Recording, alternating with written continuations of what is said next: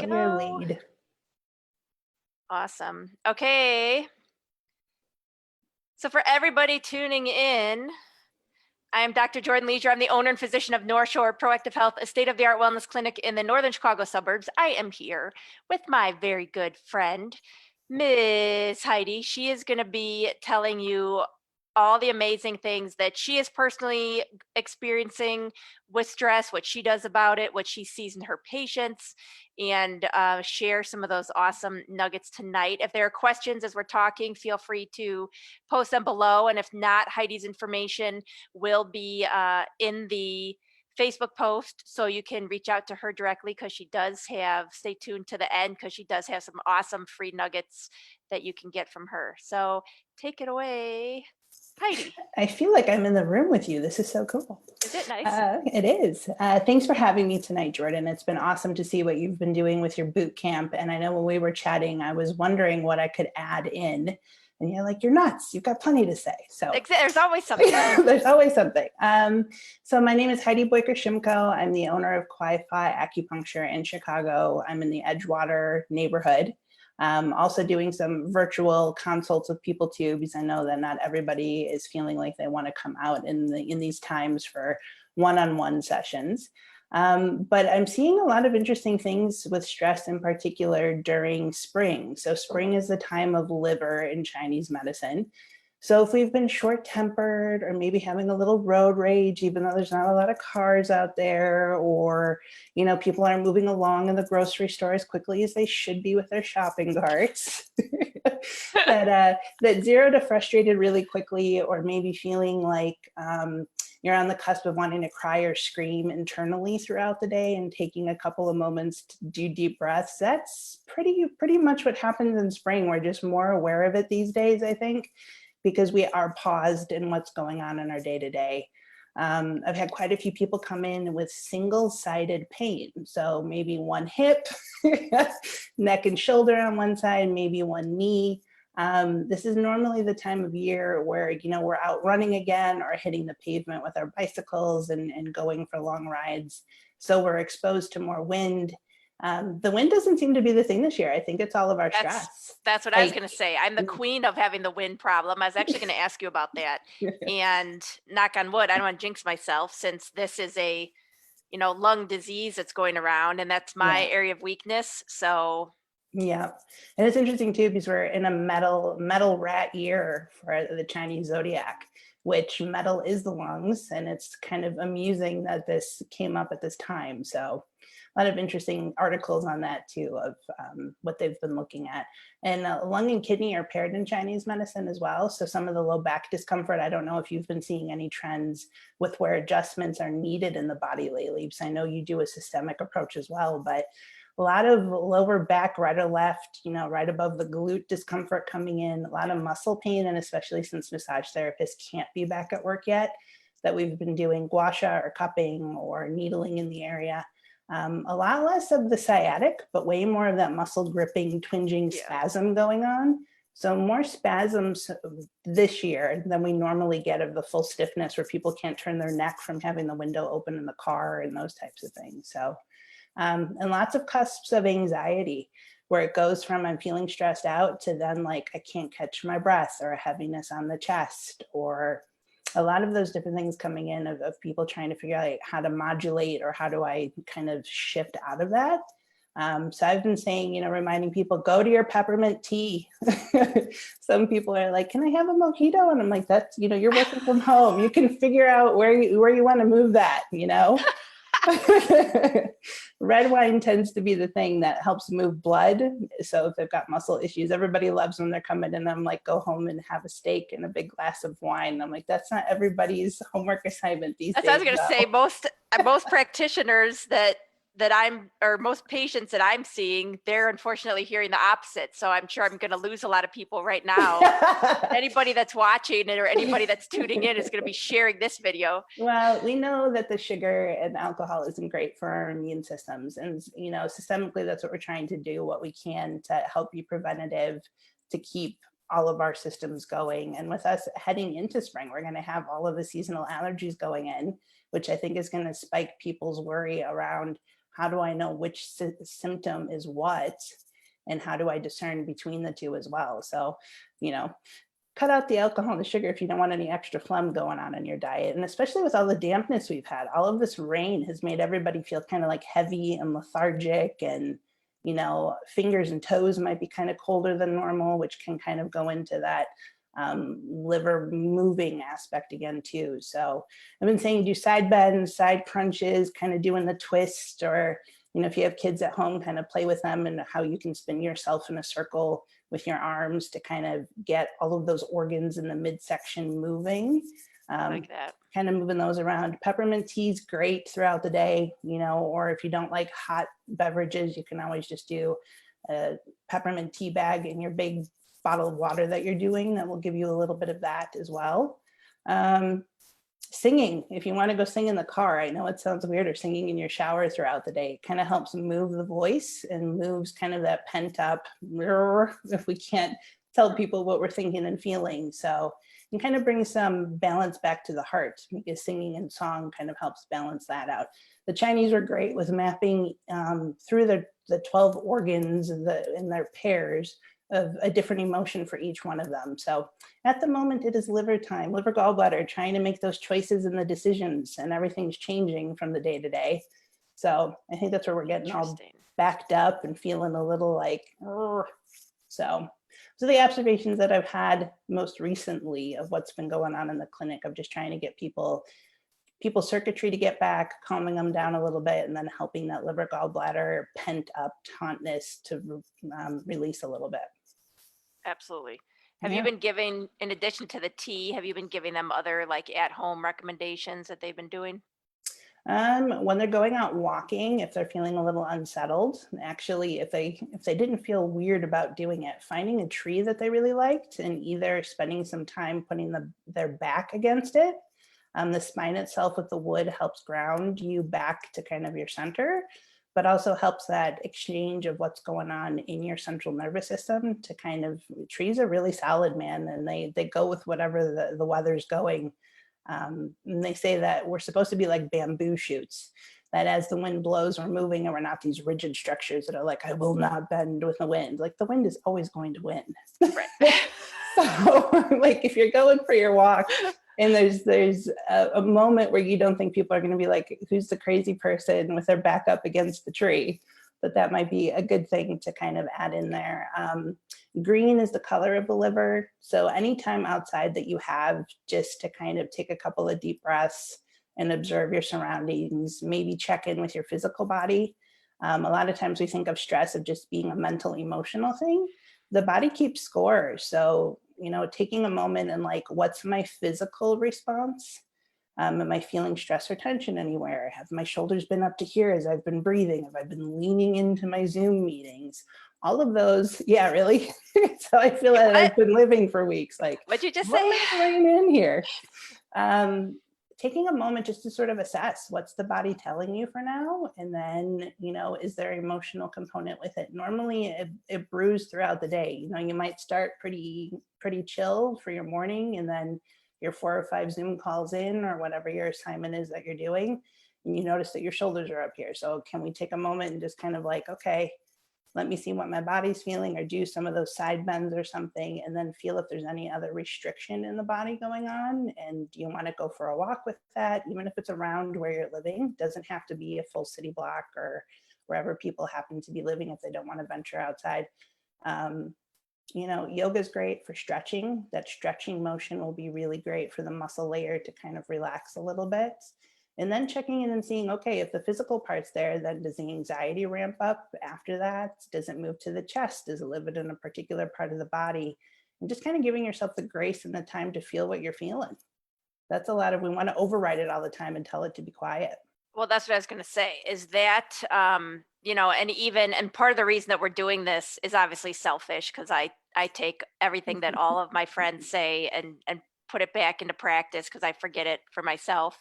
Yeah. But what do you recommend? Do you recommend that your clients are doing that, doing literally like like an assessment daily so that they take 5 minutes and they check in with themselves or weekly. Cause I think, I mean, at least I tell my clients, we start going downhill at a very gradual pace. Yes. So if you don't stop to, like Right. Ferris says, if you don't stop to look around once in a while, all of a sudden feeling like shit hits you like a ton of bricks. Yeah. And in reality, maybe a month earlier, you could have said, you know what, this Exactly. isn't great. So the kind of the ruler that I've been telling all of my people, because I was closed for about 6 weeks and a lot of them were wondering, how am I going to manage since so much is shifting with not having you kind of there to help me help myself. Right. So my check-in with all of them was, check in with yourself, see how you're feeling. If after 3 or 4 days you notice that every day at a particular time something's coming up for you, if you know it's coming, what can you do preventatively? So let's say it's, the shoulders up to your ears after your fourth Zoom call. Can you put in 10 or 15 minutes where you get up from the position you're in, walk around, check in with yourself, and then go back to it and see if something shifts? Or, if lunchtime you feel like your day is split up and the first half of the day is always great, but getting through the second half is the hard part, are there little things that you can tweak or do for yourself, or even stopping a little bit sooner instead of going, okay, I'm going to be a workhorse and get through all of this. Right. But if that cycle keeps coming up, then maybe it's time to maybe do a consultation with me on the phone of like, Heidi, here's what I've been trying. Here's where I've been stuck. What am I forgetting? I mean, a lot of my patients are pretty good of knowing the little tricks. They get sick of me telling them what they need to do for like blood building, or do you forgot your peppermint tea? Like, oh yeah, I forgot. You tell me that all of the time. Here are these little things. So it doesn't necessarily have to be a daily thing, but there's probably something that we've all gone, oh yeah, that's right, I do that. Like for me, it's always snacking come 5 o'clock. I'm like, oh, have I fed myself well for lunch? Why am I kind of like, why am I short? Why am I not focusing? Like what's going on? I'm like, oh, it must be between 5 and 5:30. So I laughed because I was packing Parker's lunch today, and usually I just like grab one thing for myself, and I'm like, you know what, I'm gonna actually take a minute. So we've been doing the real clean paleos for lunch. So like Parker got his, I got mine. I put a banana in Parker's lunch. I took an apple for myself, and usually I don't. And I had made something for breakfast, which I ended up not eating because I just went to the office and of course started working. But then like same thing. It's like 11 o'clock and I was kind of hungry and I had this apple and I was like, what a nice treat. Lately, So, it's been, oh, past Heidi was very good to herself today. She decided to pack a treat because she knew that noon Heidi, future Heidi, was going to be very hungry. So morning Jordan was very good to you today. yes, that was very good advice. You and I were on the same energy Same wavelength, wavelength. even Yeah. though, yeah. Yeah. We did have we had a quick comment or question, I guess. Rick is in Colorado. He says it is sunny and dry there. Well, thank you, Rick, for Yep. pushing it in, rubbing it in a little. He says he is building an island, and he gets tired out. He just needs more energy. Don't Okay, we all? so since he's running, or since it's dry, if it's specifically like lung dryness, looking at pears or apples would be really good, or some honey. Colorado's just dry in general. I've done a couple of continuing eds there in the fall, and I'm like, I can only imagine what summer's like out here when things really get cooking. More fluids throughout the day. You might even want to look at like aloe as a supplement because that really helps nourish tissues as well. And then typical blood building things, which help with dryness as well: beach cherries, raspberries, any of the bright red fruits or vegetables. And then smaller meals throughout the day too. I think for most of us, we're used to doing just the 3 meals, but we're really in unusual times right now. And we're so busy breaking down information on the day to day, and our habits are all different, that smaller meals, even if you went to 6 tiny ones, or then adding in, okay, I know I'm going to do a break and have a snack, and set those up kind of regularly, may give more sustenance without the day of having enough energy to pull from. He had put in there, he had mentioned COPD. Do you do a lot with mushrooms? Like we've been doing like reishi and cordyceps for lung health and stuff like that. Yeah, I do a lot of broth. I'll tell people bone broth, whether or chicken stock or fish or beef. All of those things really help nourish the lung. I mean, bromeline's great to help with the stopping of coughing, so pineapple or a supplement that way. But a lot of it has to do, there's a honey loquat recipe that we do for coughing instead of suppressing the cough. They use the center of a peach pit and they break that down with honey mixed to it. And that will help nourish the lung because they're all about like, okay, if it's a dry cough, Interesting. let's lubricate as opposed to telling it to be, an expectorant or a suppressor like we normally do. If you Right. were to go to your typical pharmaceutical aisle and look like cough stuff, they're not about lubricating, they're all about stopping. So that might be a good thing. Honey's great. I mean, and then teas throughout the day too. I like that. Yep. Okay. How about what you are recommending that they can be doing? You and I talked a little bit about your meditation. So we're not, obviously going to go through a whole thing here, but I want a Right. little bit of a teaser so that they know Yeah. what their options are. What their options are. I'm working on building kind of an online offering for stress in general, just the 4 or 5 different ways that it shows up. It's not completely built yet, but when done, I can totally share with your audience if you like. But in the past, I had asked a friend to help me. She's got a great voice to help people kind of get in the zone. And we scripted out a stress kind of with the liver involvement meditation to speak to that organ specifically to help the body kind of relax. So I believe it's a 15 to 20-minute meditation that I have. And if people are interested in it, it's a lot to try to upload to Facebook. So if they want to, private message me just to kind of have me send that out to them. And then it's a little easier too when you're listening that it doesn't go to the next Facebook video. You're all Right. zoned out and then it's like, oh, hello, what are you selling me? But it should help Shampoo. Shampoo, here you go. Or maybe it'll be like, what you call it, milk thistle for a liver cleanse, how they group all of that together. They start like stalking you. Yeah. Yes. Actually talking about liver, some celery juice too. I forgot that celery is really great for the liver. So that could be something too if people are looking to fortify that organ a little bit this season. But the meditation's great. It kind of helps walk you through the physical component of the stress in the body and then speaking specifically to that liver gallbladder of having to make choices and feeling a little, disturbed these times of year, for thinking again of that image of the tree that doesn't want to bend with a storm around it. That's, I think, where a lot of us are now. We're trying to put our best foot forward, but we're a little, jaded in the like, okay, which foot, where do I go? What's coming next? So we haven't been in that smooth flow. How about from like a building standpoint, at least in our practice? I mean, we're obviously seeing everything that you're seeing, and we were not closed.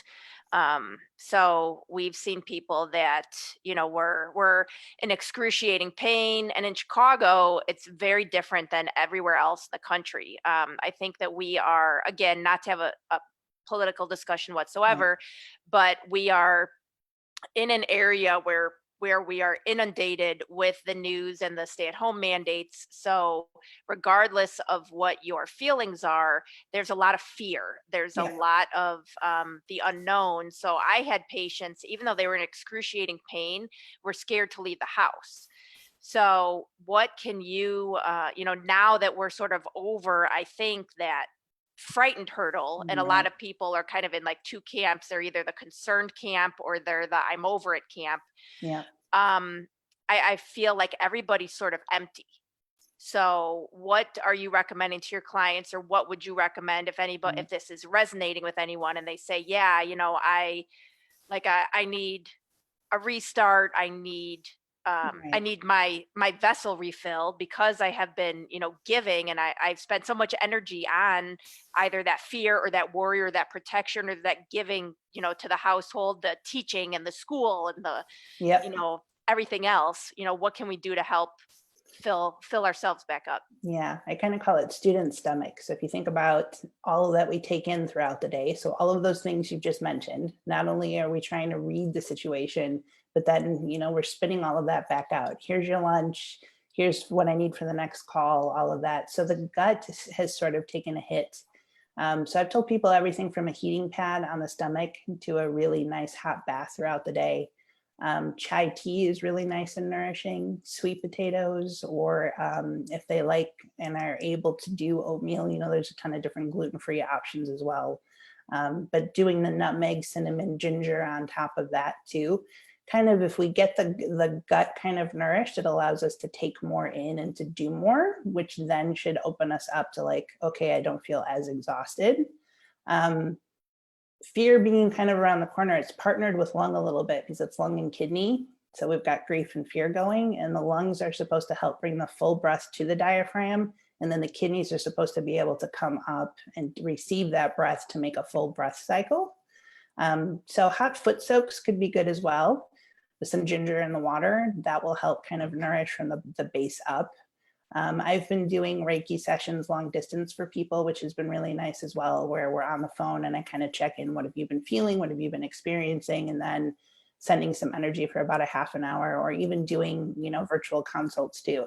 What do you have at home? Are there certain things that we can do? Are there acupressure points that we can go through?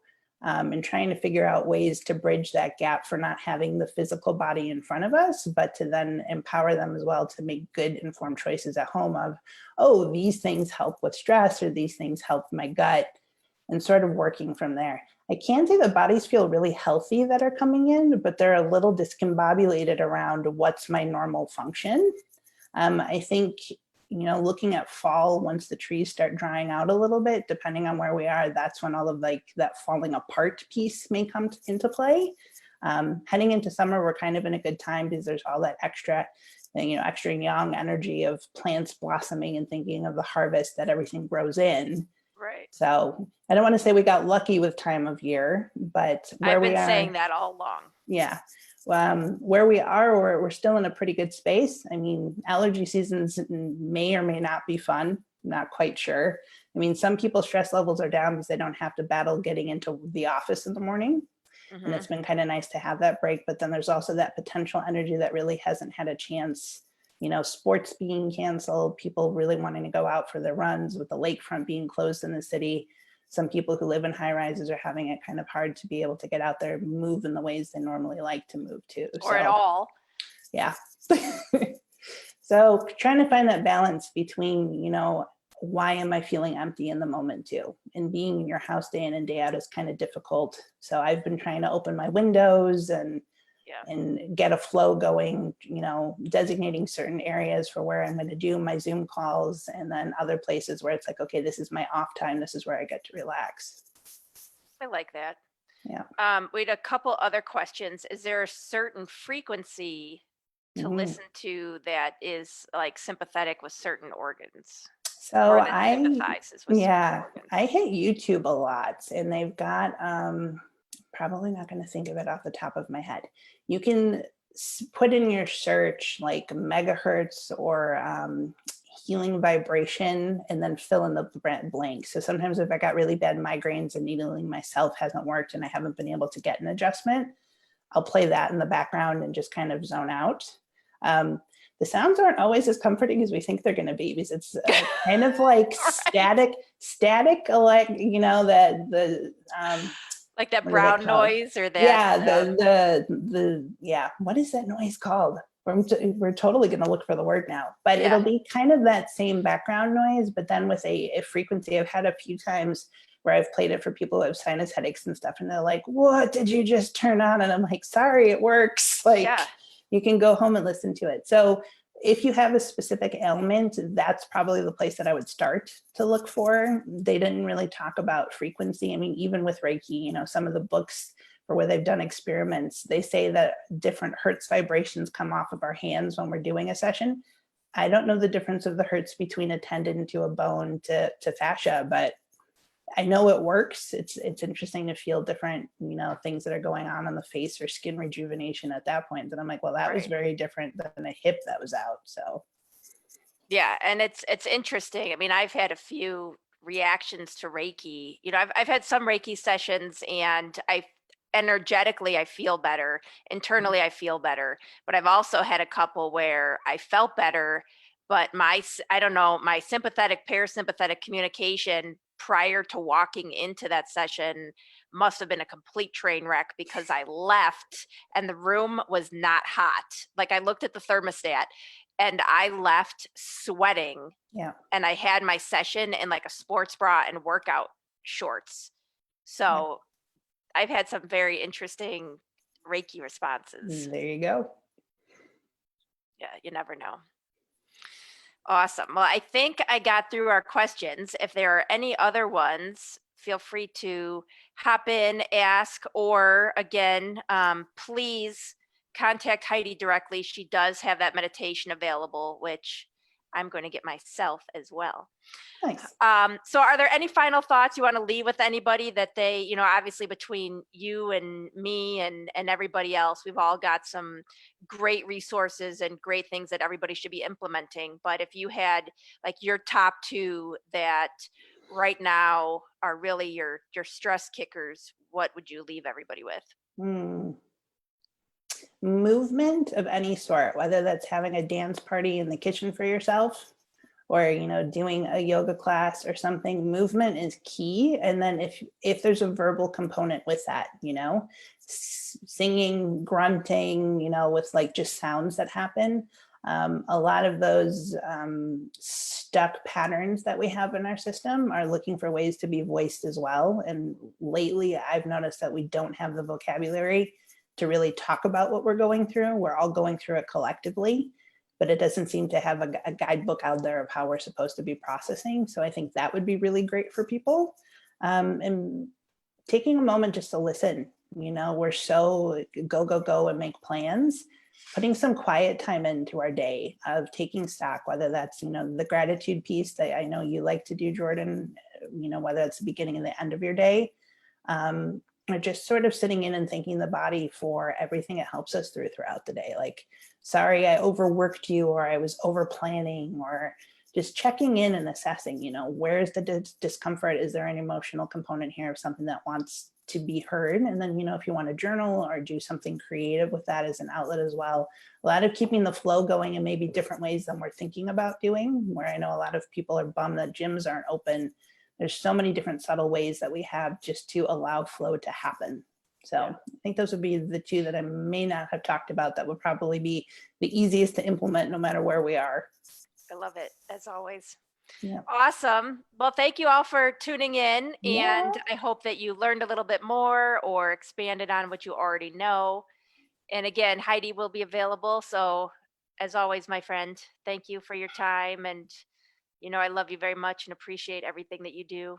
Well, thank you for all of your heavy lifting day after day with finding different ways to educate people and how we can care for ourselves and be preventative with our health, and for including me in on the journey. Absolutely. We make a good team. We try. I'll see you later. All right. Love you. Bye. Love you too. Bye.